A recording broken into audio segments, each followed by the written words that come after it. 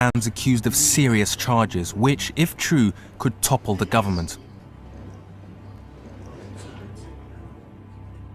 Allegedly, Gajraj has acted illegally in response to a crime wave that swept the country after 5 highly dangerous prisoners broke out of the main prison in Georgetown, the capital of Guyana, in February 2002.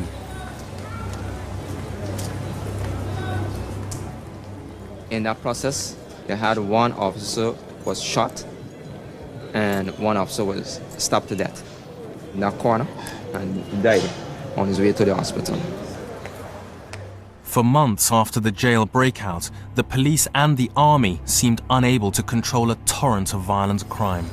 During that period, you find a lot of policemen being gunned down in the streets. Also, there were other civilians being kidnapped for ransom, being kidnapped and killed. Reports started to circulate that a death squad had been set up to take out the fugitives. So far, 4 of them have been killed and one still alive. But the deaths didn't stop there. At least 40 other killings and dozens of kidnappings were blamed on the mysterious assassins. And the word on the street was that the operation was being masterminded by the Home Affairs Minister Ronald Gajraj. The accusations against the minister surfaced publicly in February 2004, when the brother of this man, George Bacchus, was killed in a drive-by shooting. Bacchus, a convicted criminal, was convinced that he was the intended victim. Fearing for his life, he went to the press, claiming that he was a former death squad informant working for Mr. Gajraj. The minister vehemently denies these allegations. Bacchus is now in hiding where we filmed him. Why one thing? You don't know what everything, but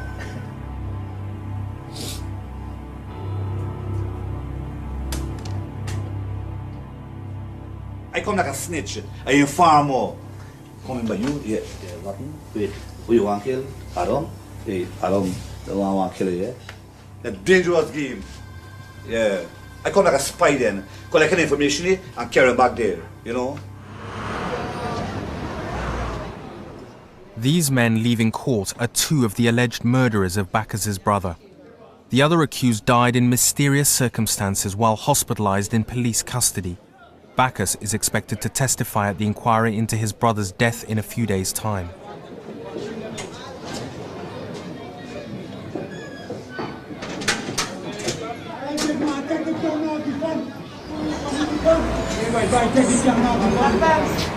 Me and myself and brother resemble. So the night now, when they come to now, was the wrong one, right?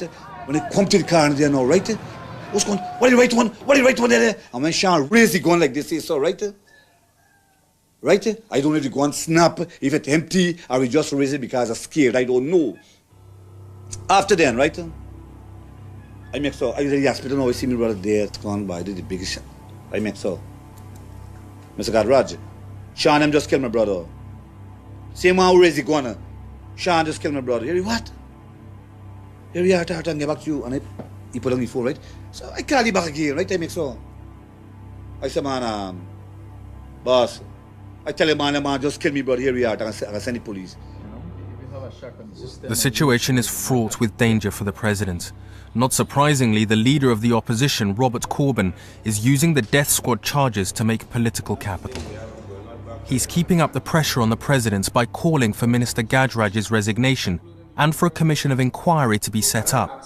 The government has ignored these demands, so Mr. Corbyn's party has withdrawn from any dialogue with them. And we will determine when it is most appropriate, if necessary at all, to go to the Parliament. But I wish to state that nowhere in our statement have we said that we have boycotted the Parliament. We boycotted the debate. For today's sitting, the 27 members of the PNCR, the list is very clear. The opposition seats are empty, but this doesn't deter Mr. Gajraj from launching a furious attack on Mr. Corbyn's party, the PNCR. Mr. Speaker, in conclusion, I have been in recent weeks the target of a vicious and politically orchestrated campaign of the PNCR. The most outrageous allegations have been made against me in sections of the media and at political meetings. As Minister of Home Affairs, I did what I felt I had to do within the confines of the law. And if it were necessary, I'd do it all over again for the interest and benefit of the people of this country. I have remained quiet on this issue, but that is not to suggest there is any guilt. I dare the PNC and any other to come with what evidence they have that can withstand scrutiny, not to come in a whole set of allegations, call from this newspaper, that newspaper, and the other newspaper. They even seek to make the dead talk in order to facilitate their motives. That is the PNC, what they've been doing. Shameless, without any integrity. But all they want to do is to malign people, to go into character assassination, with the hope that that would bring down the PPP civic government. Not at all, Mr. Speaker. Not at all. Thank you. So that they can identify. Meanwhile, under pressure from the Americans, Minister Shadegg has set up a task force to investigate the allegations of human trafficking, even though she doesn't really believe it exists. She kicks off with a public awareness campaign on the media, suggesting that people should report suspected cases of human trafficking if they come across it in their communities. Please, to make it public, to bring it to our attention, to the attention of the police, to the attention of our ministry, to the attention of somebody in authority who will take action on it.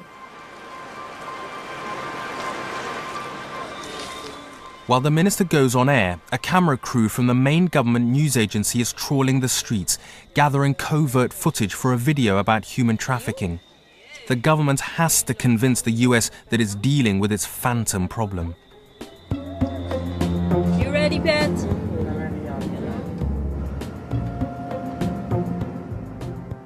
The crew circle round the red light districts of Georgetown, but all the prostitutes seem to be lying low. You see kids there? I ain't seen none of them around here.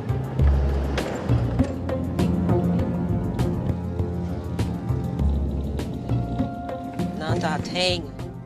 It's not going very well. The crew can't find anybody to film. Maybe they knew they were coming. The next morning, there's a post-mortem to find out why they didn't get the evidence they need. I think one, it was too early, yes, because we didn't really get a lot of people.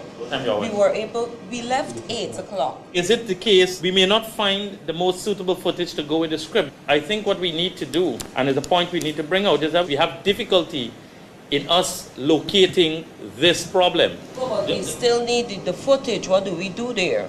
Let's go probably Saturday night. 2 ladies of the night with a cameraman. Don't dress up as if you're going to church, Beverly. I don't fit the image. We gotta go to a makeover. Michelle, dress as if you're out there for some business. Shed the glasses. If you, that's a much more difficult. Put a lot of makeup on and a lot of short skirt. But the filming expedition never happens.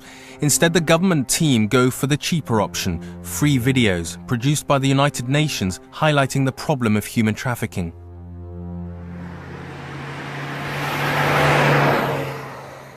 Across town, Mr. Corbyn, leader of the opposition party, is greeting a group of Caribbean beauty queens. You sure I'm not going to get confused being mixed up with these charming ladies here? Miss St. Lucia asks him a question about life in Guyana, giving Corbyn a chance to go on the offensive.